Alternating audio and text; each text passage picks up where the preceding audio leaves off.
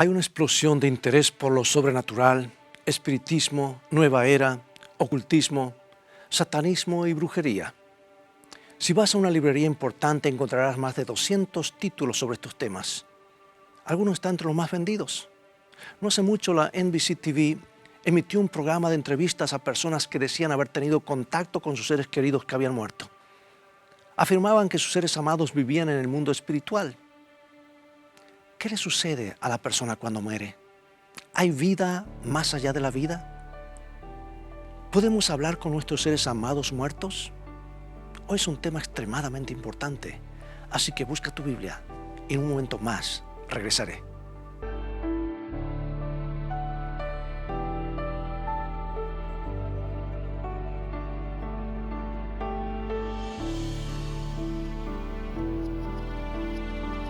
Los musulmanes creen que van al cielo, al paraíso o al infierno, un lugar ardiente y horrible. Los budistas creen que hay varios niveles de existencia y una serie de cielos y otra de infiernos. Los hinduistas creen en la reencarnación y en el nirvana. Los que alcanzan el nirvana se vuelven parte del cosmos. Las religiones africanas, por su parte, creen que el alma viaja a lugares distantes y las almas de los muertos entran en un mundo espiritual invisible.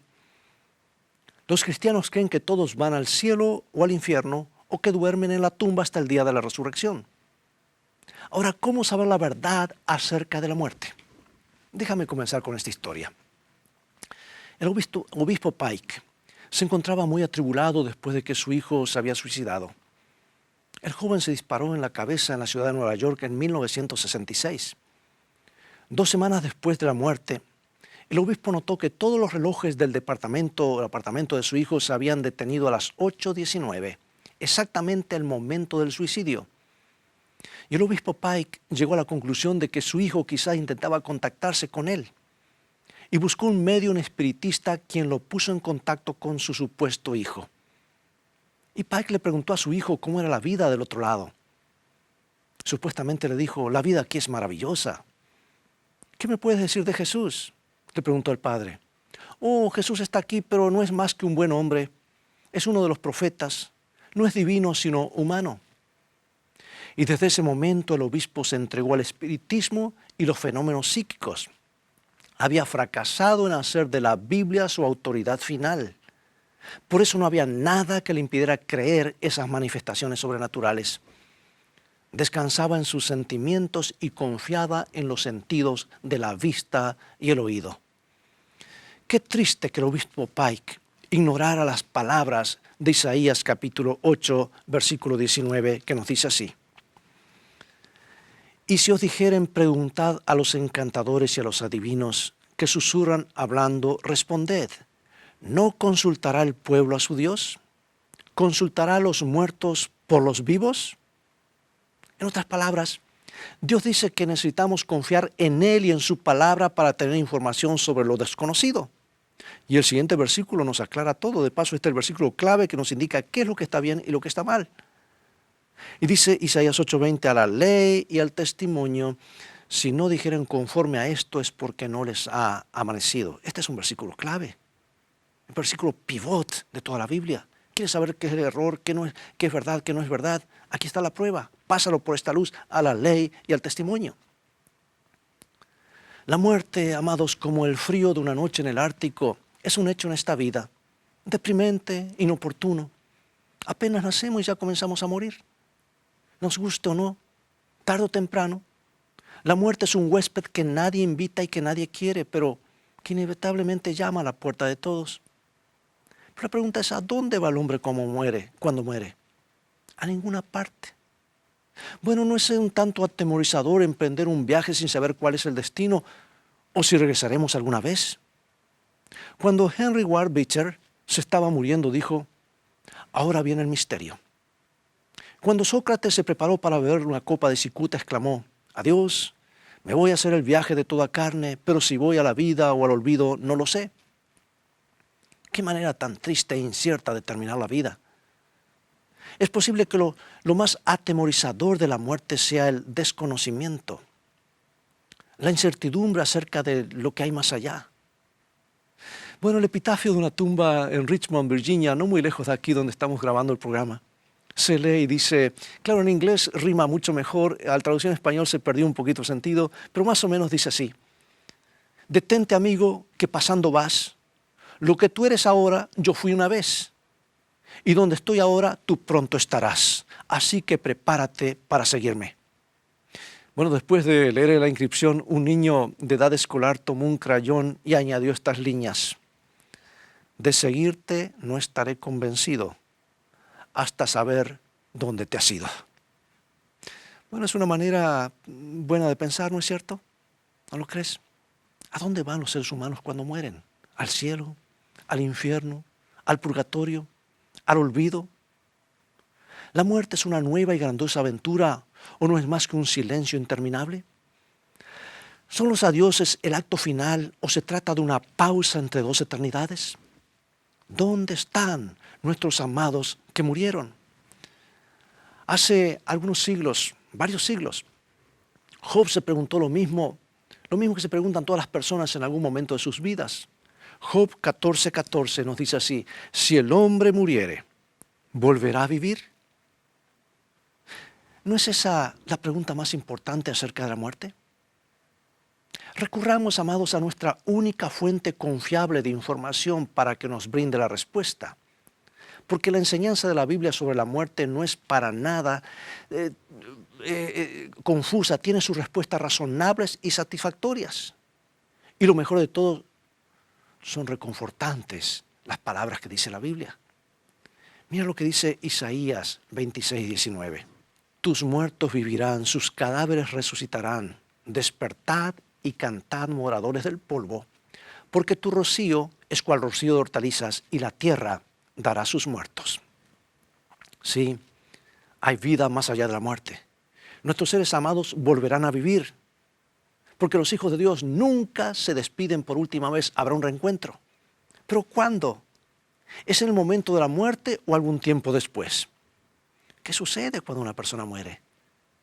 ¿Sabes que uno de los pasajes más citados de las Escrituras con respecto a la muerte se encuentra en Eclesiastés 12? Y describe lo que ocurre cuando una persona muere. Eclesiastés 12:7 nos dice así: y el polvo vuelva a la tierra como era, y el espíritu vuelva a Dios que lo dio. En otras palabras, cuando un hombre muere, una persona muere, su cuerpo, hecho de los elementos de la tierra, regresa al polvo, y su espíritu, su aliento de vida, esa energía, regresa a Dios. Por supuesto que para entender plenamente qué es el espíritu, necesitamos mirar en la creación y descubrir cómo Dios hizo al hombre en el principio. Así que vamos al libro de los comienzos, para no llegar a conclusiones erróneas. Dice Génesis 2:7. Entonces Jehová Dios formó al hombre del polvo de la tierra y sopló en su nariz aliento de vida, y fue el hombre un ser viviente. O sea que Dios tomó los elementos de la tierra: carbono, hidrógeno, oxígeno, nitrógeno, calcio, hierro, fósforo, sodio y demás, y formó un cuerpo perfecto. No un muñeco de lodo, como dice la tradición, un cuerpo perfecto a su imagen. Adán tenía un cerebro, pero no pensaba. Tenía un corazón en su pecho, pero no estaba latiendo. Tenía sangre en sus arterias y venas, pero no estaba circulando. Estaba listo para vivir, pero no tenía vida. Entonces Dios sopló en sus narices el aliento de vida, ese soplo de vida, o la chispa de la vida, y el hombre se convirtió en un alma viviente, ser o persona viviente. O como dice otra versión, el hombre se convirtió en un ser viviente. Bueno, podríamos ilustrarlo de esta manera. Mira aquí, polvo, o sea, de lo que está hecho nuestro cuerpo, los elementos del polvo más el espíritu, se unen y da un alma viviente. O hecho más simple, los elementos de la tierra más el aliento divino, esa energía divina, se unen y da un ser viviente.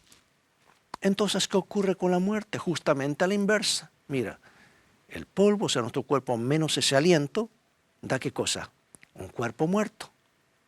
O dicho de manera más simple, los elementos de la tierra menos el aliento, da un cuerpo muerto.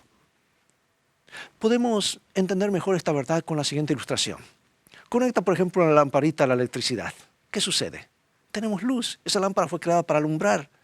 Pero cuando llega la corriente, alumbra. Nadie pone la luz en la lámpara. La luz se genera por la unión de dos componentes, la lámpara más la electricidad. Ahora cuando desconectas la electricidad, la luz se va. ¿Y a dónde? A ninguna parte, deja de ser. Y así es la muerte. Cuando el aliento, chispa de vida que regresa al Creador, el hombre muere. Todo lo que queda es el cuerpo compuesto por los elementos de la tierra que regresa al polvo. El alma viviente o ser viviente o persona viviente simplemente deja de existir y al morir abandona su conciencia. Así que, amados, la Biblia declara esto vez tras vez. Hay como 1600 versículos y todos coinciden. En Salmo 146, 4 nos dice lo siguiente. Vamos al Salmo 146, 4. Dice, no confíes en los príncipes ni en el Hijo de Hombre, porque no hay en él salvación, pues sale su aliento y vuelve a la tierra. En ese mismo día perecen sus pensamientos. Pero te preguntarás, ¿dónde pasan el tiempo entre la muerte y su resurrección? Job nos dice, si yo espero, el Seol es mi casa. O sea que de acuerdo a la Biblia, amados, cuando un hombre muere, cuando una persona muere, no va al cielo, no va al infierno, no va al purgatorio. O sea, no vive en ninguna parte. La muerte es la cesación de la vida hasta la mañana de la resurrección, cuando el cuerpo y el aliento se vuelvan a unir. Y eso puede hacerlo solamente Dios. Y sabemos que lo hará cuando Jesús regrese. Eclesiastés 9:5, porque los que viven saben que han de morir, pero los muertos, ¿cuánto saben? Nada saben. Y no importa cuán reconfortante haya sido para el obispo Pike pensar que estaba hablando con su hijo, o cuán convincente sea la información que se da en las sesiones espiritistas. Dios dice, los muertos nada saben. Y nada es nada, hermanos. Evidentemente, los muertos ni siquiera saben lo que están haciendo los vivos. Pues la Biblia dice que el hombre que ha muerto, dice Job 14:21, dice, sus hijos tendrán honores, pero él no lo sabrá, o serán humillados y no entenderá de ello. Yo pregunto, ¿no es esta la mejor manera después de todo? Piénsalo por un momento. Supongamos que una joven madre muere y va al cielo dejando a su esposo con varios niños pequeños. Y que ella puede ver lo que está sucediendo en la tierra. ¿Cómo se sentirá cuando su esposo vuelva a casarse y su madrastra entre en su hogar y maltrata a sus hijos? Imagínate viendo día tras día lo que le sucede y sin la posibilidad de hacer algo.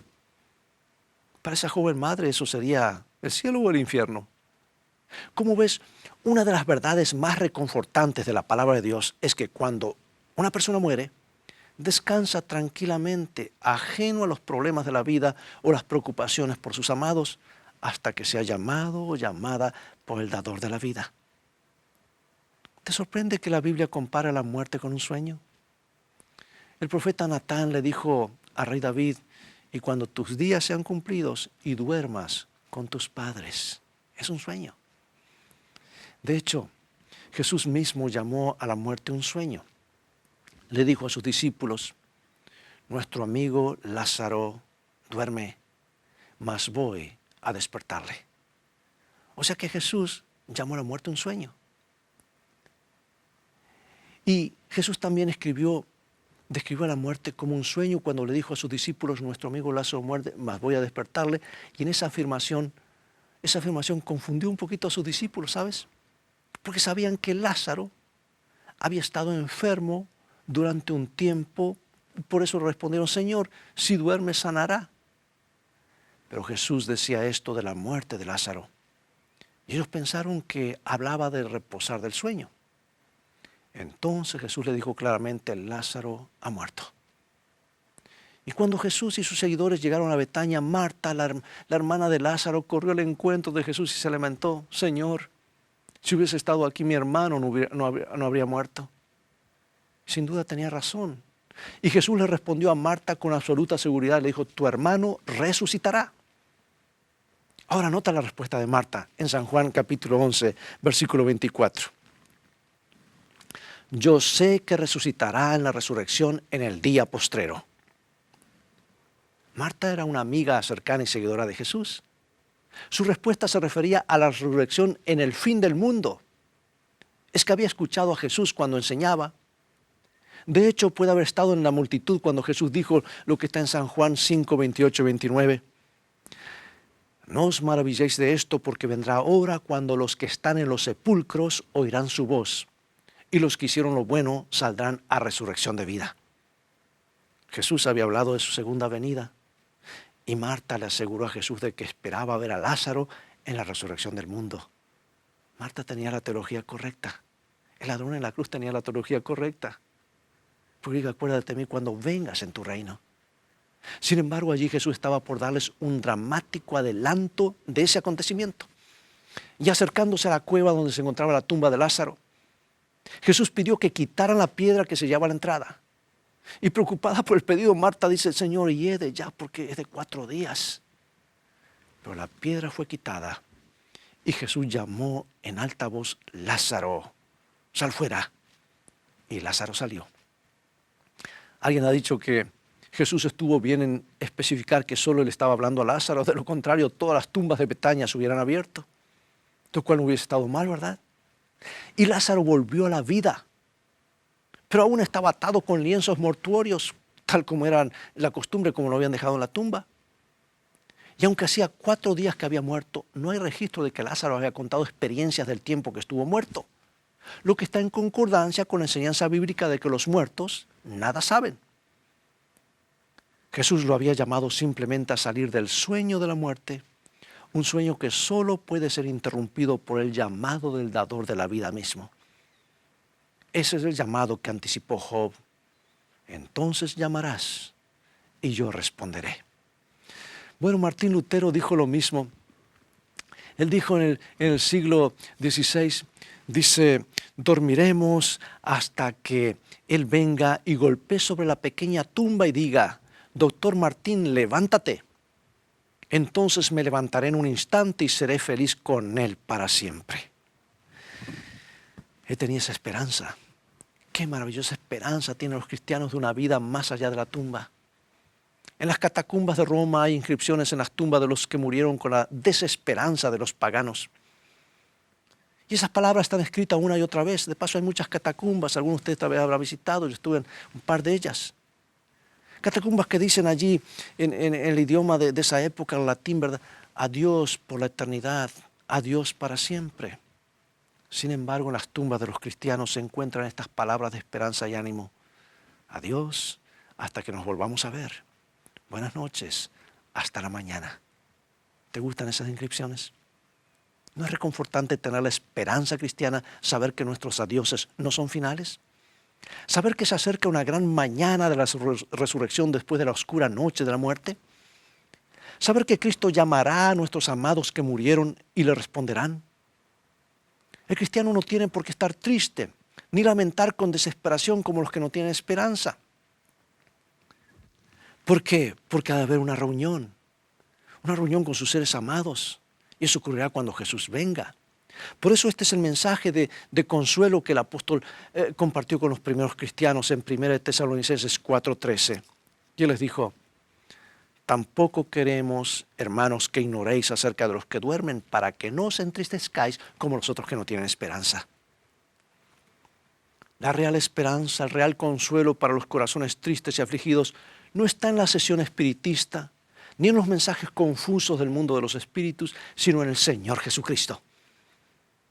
De paso, el mensaje del cristianismo que impactó al imperio romano pagano fueron las buenas nuevas de la resurrección. Los paganos habían perdido la confianza en su religión y la muerte les parecía un abismo oscuro del que no hay escape posible. Pero Pablo y los primeros cristianos señalaron a la resurrección como la respuesta divina al problema de la muerte, el nefasto enemigo de toda la humanidad. Por la muerte de Cristo en la cruz, su sepultura en la tumba y su gloriosa resurrección, obtuvo la victoria no solo sobre el pecado, sino también sobre la muerte. Y Jesús, al salir de la tumba, proclamó triunfante esas palabras. San Juan 11:25, yo soy la resurrección y la vida. El que cree en mí, aunque esté muerto, vivirá. No dice vive, sino vivirá. Sí, la resurrección de los seguidores de Jesús es tan cierta como la resurrección de Cristo mismo. Ahora la pregunta es, ¿cuándo llegará esa feliz ocasión? ¿Cuándo volverán a vivir los hijos de Dios que duermen? Bueno, la Biblia, el apóstol Pablo nos da la respuesta. Primera de Corintios capítulo 15, versículo 20, después el 22 y el 23, nos dice así: mas ahora Cristo ha resucitado de los muertos, primicias de los que durmieron es hecho. Porque así como en Adán todos mueren, también en Cristo todos serán vivificados. Cristo, las primicias, luego los que son de Cristo en su venida. Y más adelante, el mismo pasaje Pablo declara en 1 Corintios 15, 51 y 52, he aquí os digo el misterio, no todos dormiremos, pero todos seremos transformados en un momento, en un abrir y cerrar de ojos, a la final trompeta, porque se tocará la trompeta, y los muertos serán resucitados incorruptibles, y nosotros seremos transformados.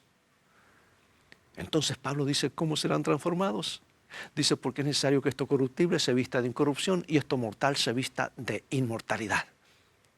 O sea que nuestros cuerpos serán cambiados cuando Cristo regrese.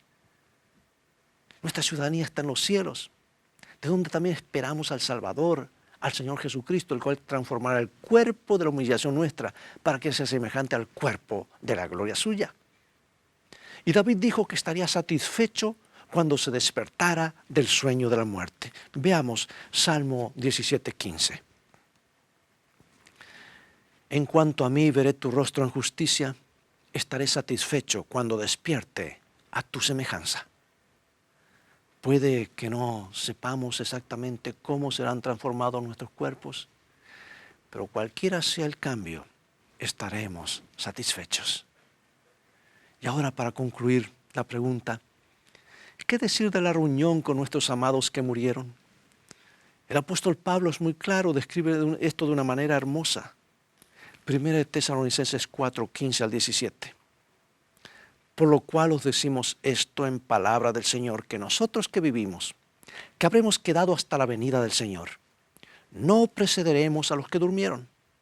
Porque el Señor mismo, con voz de mando, con voz de arcángel y con trompeta de Dios, descenderá del cielo y los muertos en Cristo resucitarán primero.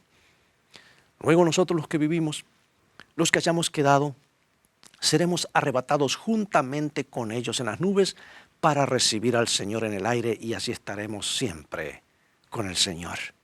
Pregunto, amado y amada, ¿podrían haber palabras más alentadoras?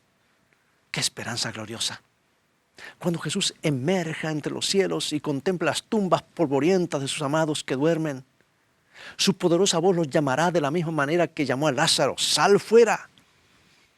Y las tumbas de miles de colinas alrededor de la tierra se abrirán de par en par.